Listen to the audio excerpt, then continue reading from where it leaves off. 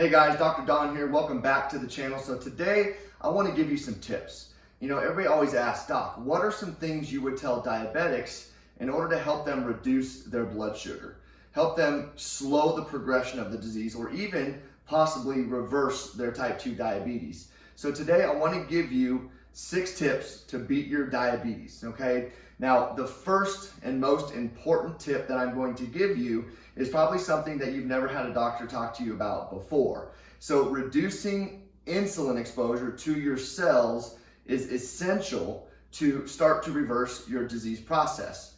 Now, one of the most important influences that cause the insulin resistance in the first place and cause the type 2 diabetes in the first place is a chronic exposure to your cells of high levels of insulin. See, what happens is your cells, as a protective mechanism, after being exposed to high levels of insulin for long periods of time, will start to desensitize themselves to that insulin.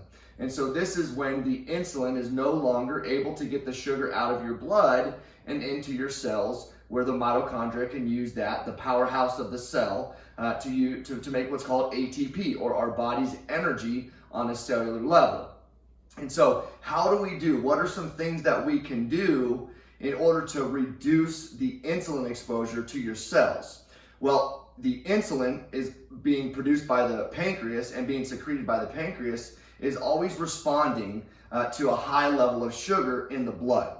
And so obviously if we eat high sugar foods or simple carbohydrates that are going to be broken down very, very quickly and turned into sugar, we know that your sugar levels are going to increase rapidly within your bloodstream. And then again, the response by the pancreas is to secrete more and more insulin. And so obviously by doing the high sugary foods, high carbohydrate foods, especially the simple carbohydrates that are broken down, as we know the high fiber carbohydrates can slow the conversion of the carbohydrates into sugar, but the simple carbohydrates and the high sugary foods, by reducing and eliminating those from your diet, immediately you're going to see lower levels of glucose in the blood, which is going to produce lower levels of insulin being produced by the pancreas. Now, one thing most of your doctors don't talk to you about is it's not just diet, because see, our body produces sugar on its own. Your adrenal glands, which are your stress glands, when someone becomes very stressed out or is chronically dealing with stress, then your cortisol levels slowly go up. And what cortisol does is it tells the liver to go through a process called gluconeogenesis, which is going to cause the liver to produce more sugar and drop sugar into your system. Now, this is a normal process that takes place when you're fasting or when you're sleeping. See, your adrenal glands are always monitoring what your blood sugars are doing. So if your sugars get below a certain point, typically should only happen when you're fasting, it knows that your body needs that glucose to continue to function. So it will secrete cortisol. The cortisol travels to the liver. It says, hey liver, we need sugar to be produced. So again, it goes through that process called gluconeogenesis and the liver drops sugar. But see, what happens is when people start to develop adrenal fatigue, those adrenal glands start to dysfunction. And so initially they'll start to secrete higher and higher levels of cortisol, but in the later stages of adrenal fatigue, now the patient will start to secrete adrenaline. And that adrenaline really throws your body into a flight or fight response, which causes much more sugar to be dropped by the liver. And this is when patients start to develop or start to experience what's called the dawn effect. So you check your sugars before you go to bed, it's a pretty decent sugar number, and then you wake up and it's jumped up overnight. And so, you become very frustrated because you haven't eaten any food all night, but yet my sugars are higher than they were when they went to bed. The answer is not more drugs before you go to bed. The answer is to look at the adrenals, look at the liver, see where that dysfunction is, because at the end of the day, those adrenals secreting too much cortisol or adrenaline will cause your sugars to increase over time. And again, when the sugar goes up, the response is more insulin. So in order to reduce the insulin load on your cells, we have to reduce the glucose in the blood. So guys, it's not just diet. There's other things, there's other factors at play here that cause your body to produce more sugar, which causes more insulin.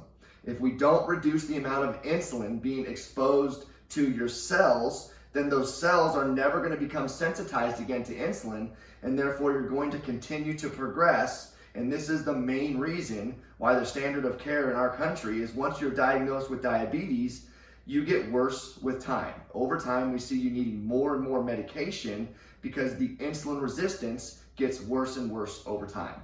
So to see improvements with the insulin resistance, to see improvements with your blood glucose, you have to reduce the insulin levels in the blood so that your cells will become more sensitive to that insulin. Now the insulin is able to get the sugar out of your blood and into your cells where it belongs. All right, the second tip is optimizing your gut health. I cannot stress the importance of overall gut function and overall gut health and the impact that it has on every different system in the body. See, when the gut starts to get sick, you're going to become symptomatic, and those symptoms aren't necessarily going to be GI symptoms like gas, bloating, indigestion, constipation, diarrhea, nausea, vomiting. You may not necessarily have gut symptoms when the gut becomes sick. And so what are some of the things that we need to look at when it comes to gut health? So first, I like to talk about what I consider upper GI.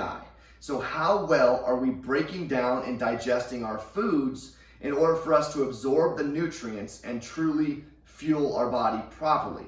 So carbohydrate breakdown begins in the mouth. And so if you're not chewing your food well and that food isn't mixing with the salivary amylase in your saliva, then you're just not going to be breaking down those carbohydrates as efficiently as you should. So we need to see how well you're breaking down carbohydrates. Now, as that food moves into your stomach, the stomach has a huge responsibility of breaking down proteins. Now, if we're not breaking down the proteins and we're not breaking them down into amino acids, we're not going to be able to have stabilized blood sugar. Protein is very, very effective in stabilizing somebody's blood sugar over time. And so what we see so often is what's called hypochlorhydria, or a lack of stomach acid. See, when people get acid reflux, they believe they have too much acid in their stomach. And, common sense would tell you if I've got acid going up into my throat and my chest, obviously I've got too much acid in my stomach. See, the problem is that you don't have enough base amount of acid in your stomach all the time. And so when you do eat certain foods, especially proteins, you're going to have a large influx of acid, and that's what's going to start to cause that acid reflux. And so it's actually the opposite. It's the fact that you don't have enough stomach acid. Now think about the approach to stomach acid, to GERD, to acid reflux. The approach is typically we start off with Rolaids and Tums, things that are going to help to neutralize that acid in the stomach. When those become less effective because they're perpetuating the problem, then you go to stronger medications like omeprazole and Prilosec and these different acid reflux medications that again neutralize the acid and continue to reduce the amount of acid in your stomach. But again, what was the problem? Well, the problem was not enough acid. So now we're doing things to even further reduce the amount of acid in our stomach. And again, that's why if you start Tums and then you get to the point where you run out, and then you notice, wow, this acid reflux is getting worse and worse, I better go to the doctor. It's because by taking Tums and Rolaids and these neutralizing agents, you're going to perpetuate the problem. So we have to make sure we have a very acidic stomach. That's why I'm a big fan of stomach support like betaine HCl and apple cider vinegar. Very, very good for the health of your stomach and to make sure that your stomach is as acidic as possible. Now, after that food exits the stomach, that's right where the gallbladder is located. That's right where your pancreas is located. And the more acidic that food is, the more that pancreas has to contract and release those digestive enzymes to help now take that very acidic bolus of food and turn it more alkaline so that it can move through your system and not cause more damage and inflammation. So that pancreas has to be very good at secreting digestive enzymes. And what we see a lot with diabetics, because of the stress on the pancreas, we see a reduction in the amount of digestive enzymes being secreted. Now the gallbladder, again, the most common surgery today is gallbladder removal. So we want to make sure that gallbladder stays healthy. And again, the more that gallbladder has to contract and empty bile, the healthier and the less chance of stones and sludge and dysfunction occurring within that gland. Now, if we don't have a gallbladder, unfortunately, more times than not, the doctor that removed that organ doesn't tell you what you need to do to support the digestion of fats. See, the gallbladder is not just a storage site for bile, it's also a sensory organ. So when food exits the stomach, depending on the amount of fat in that food that needs to be broken down, that determines how much bile will be released from the gallbladder. And so when they remove the gallbladder, they just hook up your bile duct from the liver to the gallbladder, because the liver does produce the bile. But now you don't have a sensory organ telling you how much bile needs to be secreted. So based off of how much fat you're consuming, if you don't have a gallbladder, you need to be consuming some bile salts in order to further break down that fat. Fat is essential. Fat is essential for our central nervous system health, for our peripheral nerves, for so many things. It's so important to make sure not only are we consuming fat, obviously we want to make sure we're consuming good healthy fats, but if we're not able to break down those fats and emulsify them, we can't absorb them, we're not going to be able to take advantage of those fats, and it's just going to pass through your stools. So if your stool is floating, most likely you're not breaking down fat very well. If you don't have a gallbladder, most likely you're not breaking down fat very well, okay? So that's the upper GI.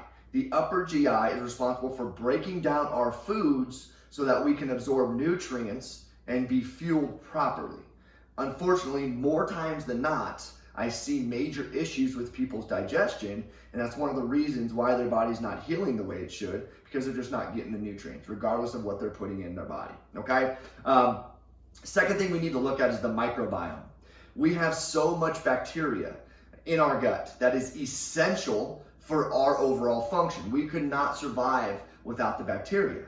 But the microbiome, it needs to stay balanced. See, we have so many immune cells within our gut that if the microbiome gets out of balance, it throws off your immune system, and now we start to see higher and higher levels of inflammation throughout the body. And so what makes up our microbiome? Well, first and foremost, we have what's called the good bacteria, the beneficial flora. Now, there's multiple strains of the beneficial flora, and they all need to be very, very strong. The stronger the integrity of your good bacteria, the better overall gut function you're going to have. Now, you have many other bacteria, several strains, 25 plus different strains of other bacteria that doesn't make up the normal flora or the good bacteria, but it is supposed to be present in your gut. We call this the commensal bacteria. So the commensal bacteria, again, it's essential for normal function, but when it gets overgrown or undergrown due to an imbalance within the system, now, again, we're going to see the balance get thrown off. We're going to see immune system flare up. We see just more and more issues within overall function once that commensal bacteria gets out of balance. So what helps keep that in balance is your immune system and your good bacteria. Unfortunately, there's so many things that we're putting in our body that just devastates our microbiome. So we have to make sure our microbiome is healthy and balanced in order for us to have normal function within the gut. Now, one other major player is infections in the gut. And you say, well, doc, I have a bowel movement a couple times a day. I don't have any gut issues. The statistics say that 80% of the time, when there's an infection in your gut, you have no GI symptoms. Okay, you have no GI symptoms. And so you can be going along every day with a parasite in your body and have no GI symptoms. But because of the inflammation that's being presented, now you have diabetes, heart disease, high cholesterol, high blood pressure, all driven from inflammation in the gut, right? And so we have to rule out any kind of infections.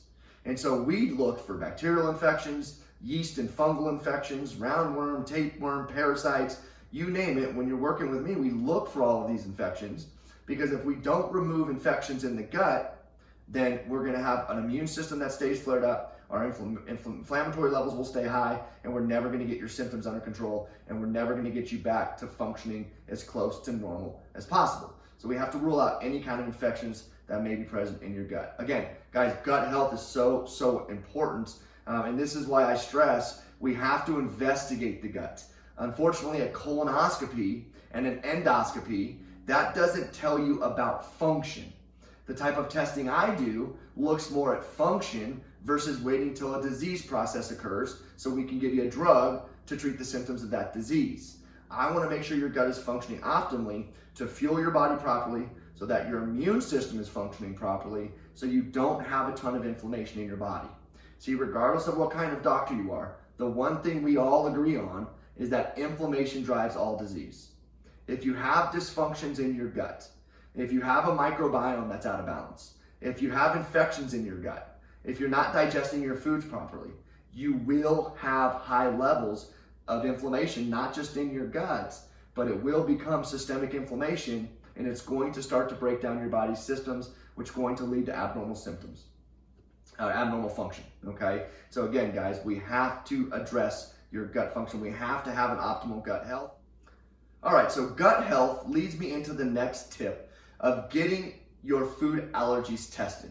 Now, initially when I talk to patients about this, they say, Doc, listen, I can pretty much eat anything. I don't break out in hives. My throat doesn't start to close up. It's not like, I don't have any peanut allergies or anything like that. So most people associate food allergies with an anaphylactic allergy. And so anaphylactic allergies is an immune response based off of a specific antibody.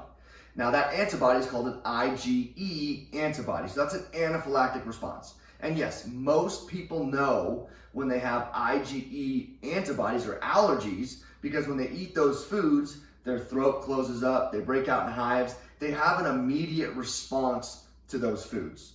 So more importantly, what I want to focus on and what I test with my patients is what the medical world considers a sensitivity, but the reality is it's still an allergic reaction by the immune system. And matter of fact, it's the IgG antibodies, which is the antibodies that we test, makes up much more of an immune response than the IgE antibodies.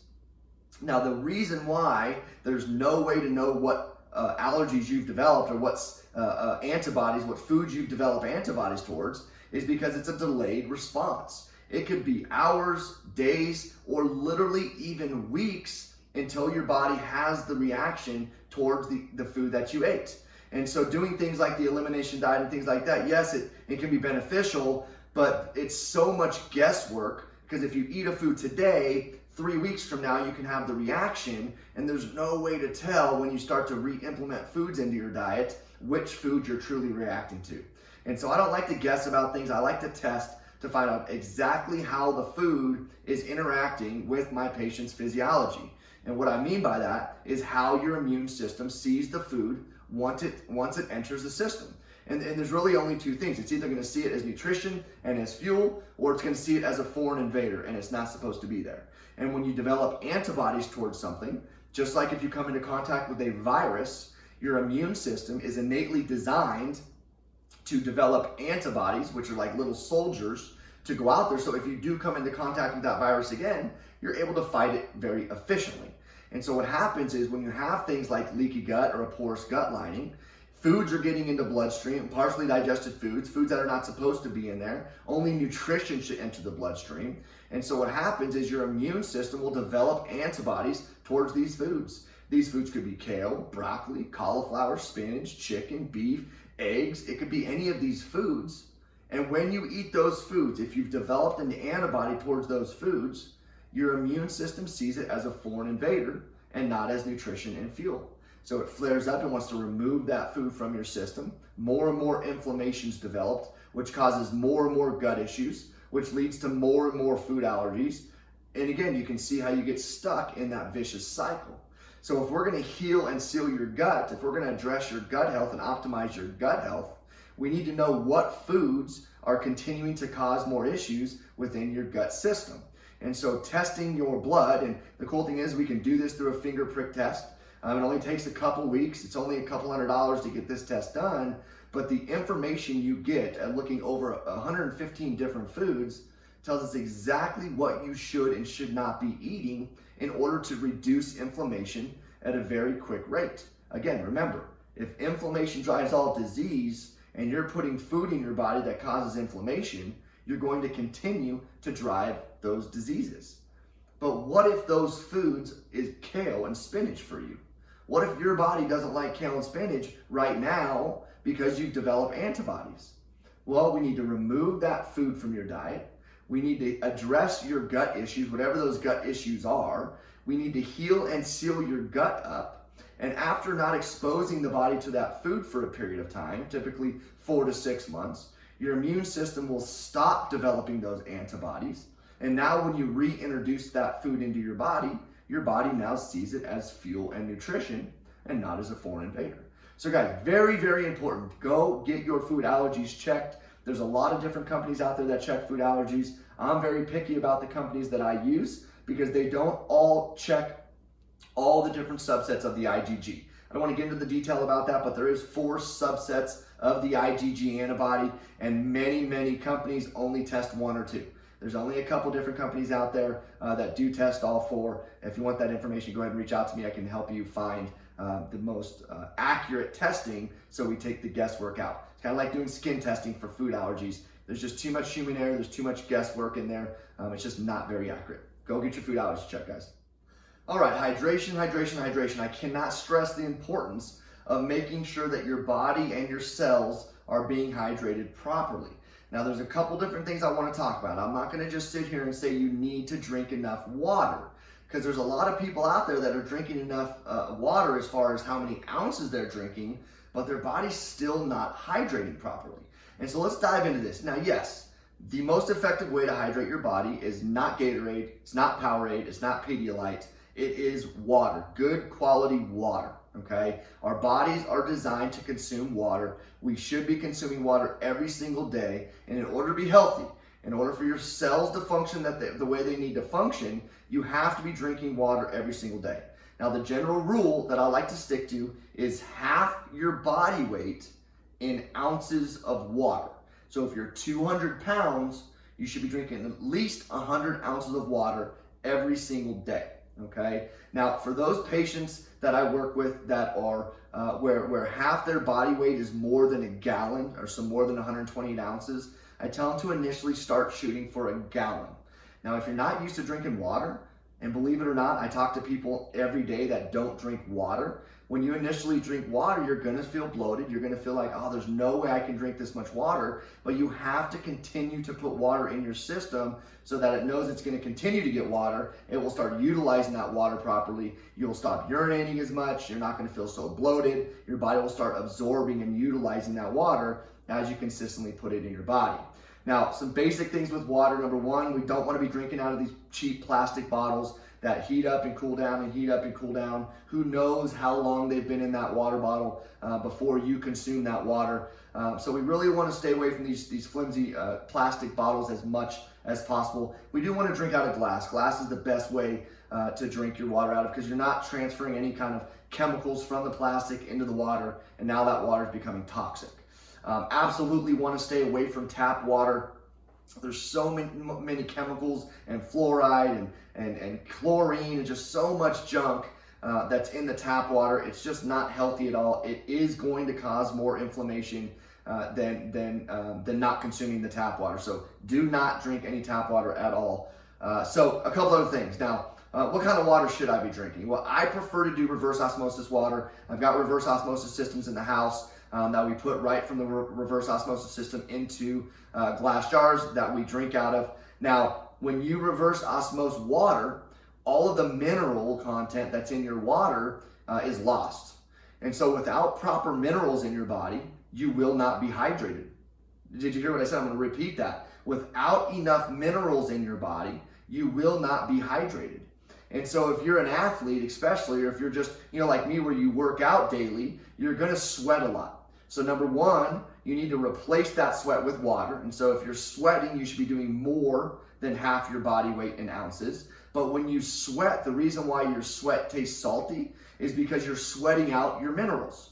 And so if you're just drinking reverse osmosis water without replenishing your minerals, you're going to be depleting your minerals, but you're drinking enough water, but you're still going to be dehydrated, okay? So you have to make sure we're getting our minerals in. The best way to get your minerals in is by doing Celtic sea salt. You want to have an unprocessed Celtic sea salt. It's got 88 trace minerals. Pink Himalayan salt is another great salt that's got all of your trace minerals in it. Guys, it's essential to have these minerals. Our body does not function without minerals. And so many people are deficient in minerals, therefore they're dehydrated, their cells aren't functioning normally. One of the number one reasons why professional athletes have a shorter lifespan than the average American, they believe it's due to mineral deficiencies, because they're always sweating and they're not replenishing their minerals. And so, yes, we want to drink enough water. Yes, we want to drink clean water, keep it out of plastic. But most importantly, we want to make sure we're replenishing our mineral content so that we can truly hydrate our body properly. Guys, we can't hydrate with a very sugary drink. So stop giving your kids the Powerades and the Gatorades and the things like this. Now, I know there's a time and place for things like Pedialyte, but generally speaking, we want to have a good quality, clean water. We want to be drinking enough water. And then we also want to be making sure we're replenishing our mineral content to make sure that we're hydrating ourselves properly. Now, I just want to give you a couple tips on when to drink water to make sure that you're getting enough water throughout the day. I think you should drink 30 ounces of water first thing in the morning. It really gets your digestive systems going, your organ systems going. Your body gets hydrated right off the bat. Now you've got 30 ounces of water in your system before you get your day started. Now, if you drink 15 to 20 ounces of water 30 minutes before you eat, again, it's going to get your digestive system kicked into gear. Now, you don't want to drink too much water right before you eat because it's going to dilute the acidity of your stomach acid, and that's going to hinder your body's ability to digest your food. So you want to do that about 30 minutes before you eat every meal. Now, if you do 30 ounces again before you go to bed, yes, you may wake up in the middle of the night to urinate, no big deal. But again, you're hydrating your body for that night's rest so you can stay hydrated throughout the night. One last thing I want to talk about water, and it talks about alkaline water. So alkaline water has been a big rave over the past several years. Guys, where's the first place the water goes after it leaves your mouth? Your stomach. Should your stomach be alkaline or should it be acidic? You're right, it should be acidic. So I don't want to say anything else about that. If you're putting alkaline water into your stomach, it's going to cause that stomach acid to be more alkaline. And we talked about the importance of stomach acid and overall gut health. Guys, I don't recommend that you consume alkaline water. All right, so following an anti-inflammatory diet. And we talked about food allergies, and we know once you get your food allergy results back, if you've developed antibodies towards foods, when you put them in your body, it's going to cause inflammation.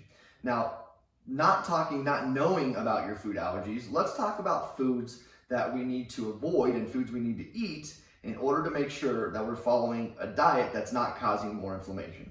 So first is your proteins. So your beef and your lamb, your chicken, your turkey, the fish, the meats that you're consuming, we want to make sure that those animals, before they were butchered, were very healthy.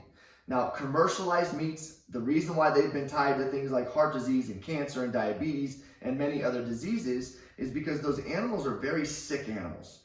The commercialized animals are not fed what their bodies are designed to eat. A lot of them are grain-based feed.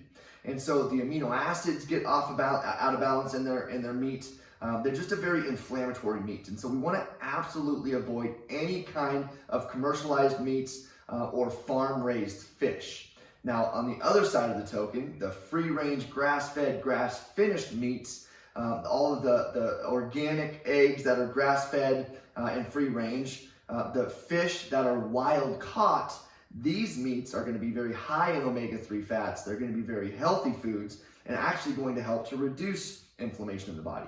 So we have to be eating meats and animals that were eating what they were designed to eat while they were alive, okay? Next thing is fruit and vegetables. Now, we want to make sure we're doing organic fruit and vegetables. If you take a vegetable that's a very nutrient-dense vegetable that's covered in herbicides and pesticides, when you consume those vegetables, it will cause more inflammation. Same thing with your fruits. Now with fruits, for those of you that are diabetic and dealing with high blood sugar, we want to make sure we're doing the lower glycemic fruits, like the apples, the peaches, the pears, the berries, and we want to eliminate the higher glycemic fruits like bananas and mangoes and melons, pineapples. Those are very high in sugar. It's just going to cause too much of a sugar imbalance once you start to consume those fruits. So stick to organic, stick to the lower glycemic fruits, and you're gonna see that inflammation continue to be reduced. Now the fats, the oils that we're cooking with. We wanna make sure that we're avoiding at all costs rancid fats. So we wanna make sure we're staying away from canola oil and vegetable oil, hydrogenated oils, partially hydrogenated oils, cottonseed oil, soy oil. All of these oils are going to cause inflammation and going to drive any kind of disease process that you have going on. So definitely stay away from those. Also, when you're heating oils like sunflower oil, safflower oil, olive oil, those oils are going to become rancid and you want to avoid those at all costs as well. And so we want to do things like olive oil at room temperature, grapeseed oil at room temperature. If we're cooking with oils, we can do things like coconut oil, avocado oil, very, very good oils, good saturated fats that we're gonna be able to take advantage of. Stay away from the bad oils, do lots of the good oils, and you're gonna see that inflammation start to reduce as well. Now, the other thing is the flours, right? You have to stop using the basic wheat enriched bleach flours. Terrible for you, causing a major amount of inflammation, but we still want to enjoy our baked goods, so replace those things with flours like coconut flour and almond flour, tapioca flour. You're going to use different ratios and whatnot, but once you start to learn how to use those flours, you'll still be in the kitchen enjoying those baked goods, enjoying those foods that we love as comfort foods and to have around the holidays. We make minor switches with the oils we're using and with the type of flours we're using. Going to be awesome for you and going to not promote inflammation in the body. Now, sweeteners. Obviously, we got to stay away from processed sugar, the corn syrups, the high fructose corn syrups. This is what most soft drinks have in them. It's so toxic when you're putting these processed sugar products in your body, but also the artificial sweeteners. So the Splendas, the Sweet and Lows, the Equals, the aspartames, the sucralose, the dextrose. These are all chemicals that the FDA has used to put in our food because why? Well, they're cheaper, okay? They're cheaper, and unfortunately, the food industry is more worried about making money than our overall health. So we have to eliminate all of the artificial sweeteners. We also want to stay away from the artificial flavorings and the dyes, okay? The dyes, the red, the yellow, the green, the blue, all those dyes, very, very toxic. Absolutely want to stay away from those dyes. So guys, follow those health tips and you will see your inflammation reduce and then get those food allergies checked to take it to the next level. The last tip is getting tested properly. See, this is one thing your doctors have probably never talked to you about when it comes to getting your blood sugars under control and reversing your diabetes. We have to test you properly. So what does that mean? Well, the first test we talked about was your stool test. Seeing and knowing what's going on inside your gut to optimize gut health, we have to know what's going on. So I run comprehensive stool analysis to look at the upper GI that we talked about, to look at the microbiome, to rule out any kind of infections. So we have to test the gut to see what's going on. The food allergies is the second thing we talked about. We have to test you properly, and like I talked about, there's many different ways to test the food allergies. So reach out to me to find out what lab to use to get the most accurate testing. But to know how that food is interacting with your physiology is very, very valuable information in order to reduce inflammation very, very quickly. Now, a couple other things we need to test more in depthly that your doctor's not doing. Your thyroid, your liver, your pancreas, and your adrenal glands all have direct responsibility of controlling and regulating blood sugar. So with most of you, they're looking at your TSH, thyroid stimulating hormone, to determine overall thyroid function. Well, I hate to break it to you, but that's not even a thyroid hormone, and they're determining thyroid function off of a hormone that's secreted by your brain. So T4 hormone, T3 hormone, those are the hormones that we need to look at to tell us more about overall thyroid function. With thyroid, the most common issues with thyroid is an autoimmune disease called Hashimoto's disease. So if those hormones do show up out of balance, then we need to take the next step to test these antibodies to see if your immune system is a player in the dysfunction. So again, we have to look at the thyroid more in depth. The adrenal glands. What are your adrenal glands doing? Are you dealing with what's called the dawn effect, to where you're waking up with really high blood sugars? Just looking at a cortisol marker in your blood only gives us a small glimpse at your overall adrenal function.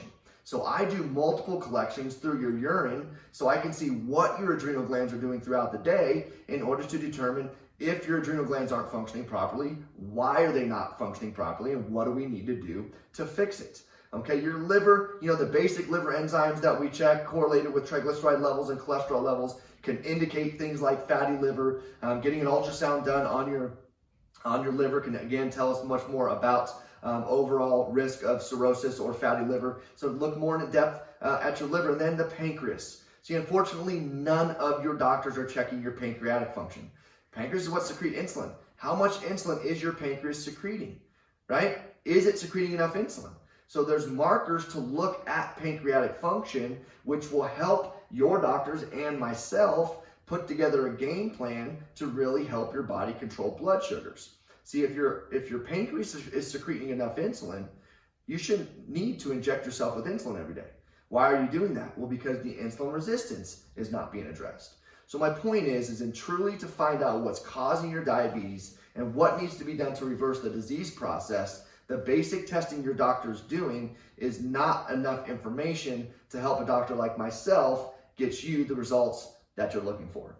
Guys, you got to test properly. We got to fuel the body properly. We got to hydrate the body properly. We've got to have a healthy gut.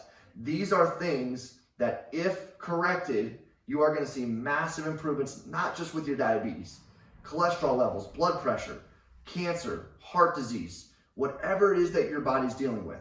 If you start to implement these 6 tips, you're going to see massive improvements. Your body is going to start to heal. Guys, listen, I hope you got something out of this video. If you did, hit the like button. Obviously, I want you to subscribe to the channel, hit the bell icon so that you can get notified whenever I put out information like this. Talk to you next time.